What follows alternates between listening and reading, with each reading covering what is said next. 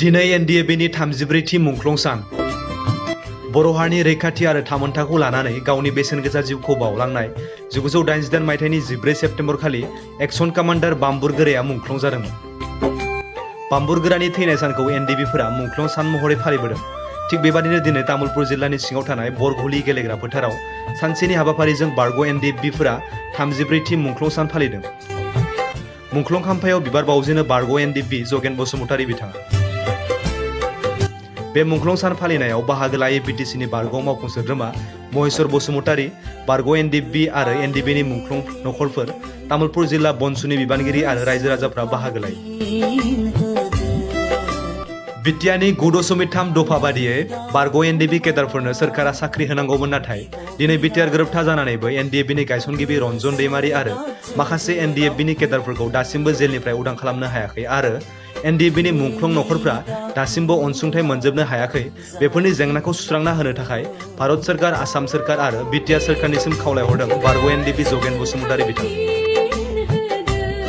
जिहेतु एनडिएफबिआ 1967 मायथाइनि 3 अक्ट'बराव जोनोम जादोंमोन आरो बेबायदिनो फैयै फैयै 1988 मायथाइनि 14 सेप्तेम्बराव बाम्बुर गोरा मुंनि बे समाव बिएसएफमोन, बिथाङा सासे एक्सन कामान्डारमोन।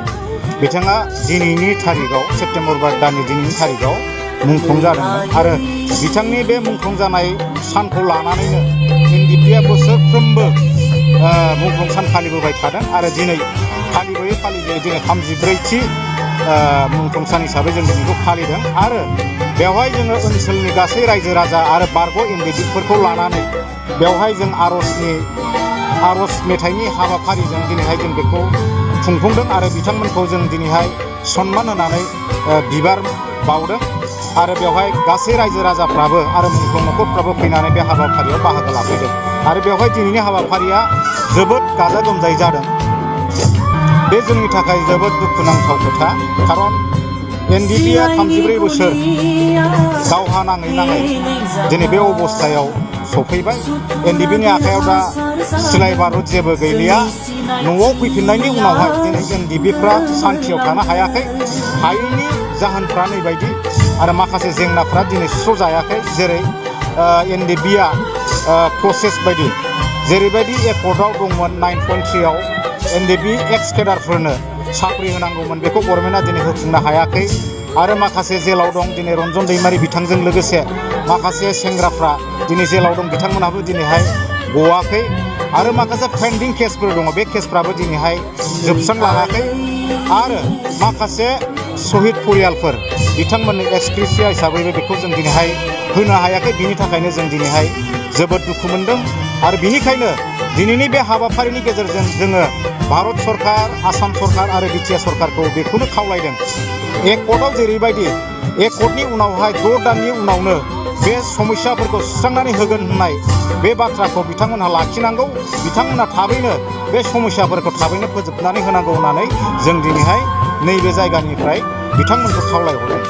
जों दिनैहाय हमनानै ला बयबो गोथाङै दङ आरो बयबो गोथाङै थानोबो लुगैबाय थादों। बिनिखायनो जेन जोंनि गेजेराव जेबो आलाय सिलाय दाजाथों आरो बे आलाय सिलाय जेलनिफ्राय जुदि हगाराब्ला माखासे सेंग्राफ्रा अनसुंथाइ मोनाब्ला आरो एक्सग्रेसिया जायनिखि मुंख्लं परियालफोर बिथांमोननो जुदि गभर्नमेन्टआ जेबो खेरायाबा, जेरैहाय नरेन्द्र मदि बिथाङा थांनाय एकर्डनि उनावहाय क'क्राझार सोहोराव फैनानै जेरैबायदि लाख मानसिफोरखौ लानानै मिटिं खुंना रायजोफोरनि गेजेराव इन्सुरेन्स लांदोंमोन, बे एकर्डआ जेरैबायदि जादों आरो एकर्डआव जेरैबायदि लिरनानै होनाय दङ, बेखौ जोङो 6 दाननि गेजेरावनो जों सुस्रांनानै होगोन होननानै बुंलांदोंमोन।